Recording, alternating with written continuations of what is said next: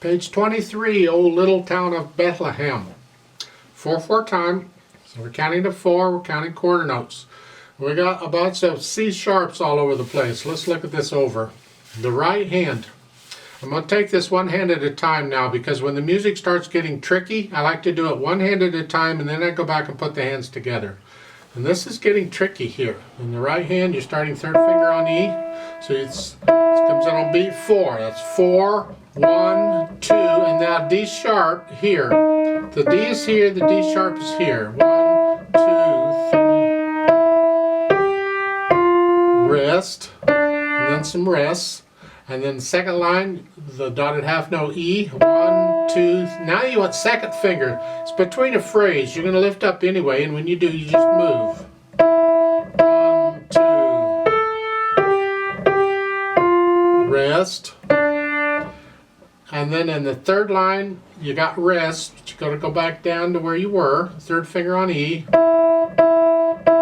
And that takes you through there. And then the last line, you're here.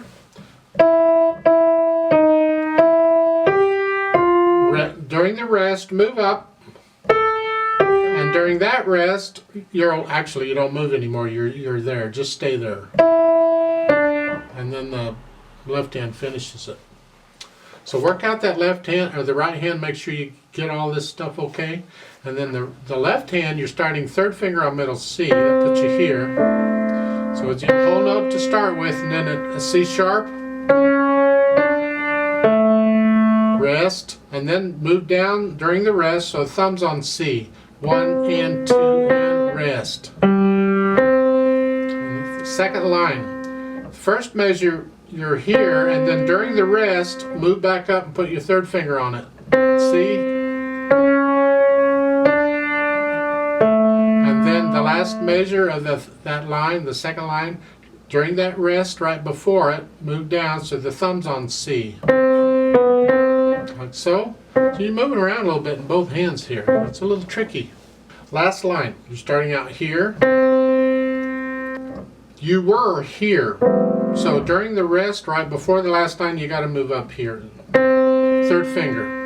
And then the last two measures. You move back down, thumb on C. And then 2, 4 there, and then C.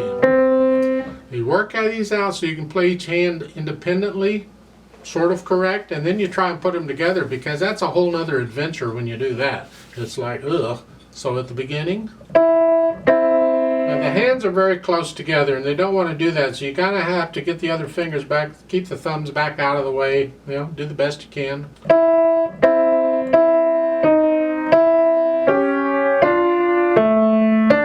That's just you just got to work it out slowly. And if you have to, you go back and work one hand at a time again until you can get that, because it is strange here at the beginning. Because you're using different fingers in each hand at the same time, and that gets tricky. The last two measures of the first line, you're here, here, and then here.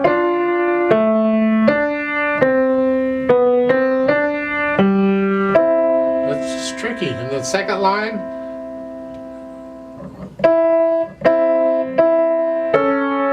You move both hands right there. In the first measure, you were here. During the rest, the right hand has to move right there, and during the rest, then the left hand moves.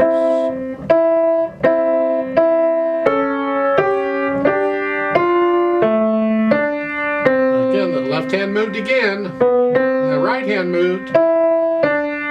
So try and keep up with all these things going, and this is pretty straightforward. Let's go down to the last line. You're here. This is similar to the first line.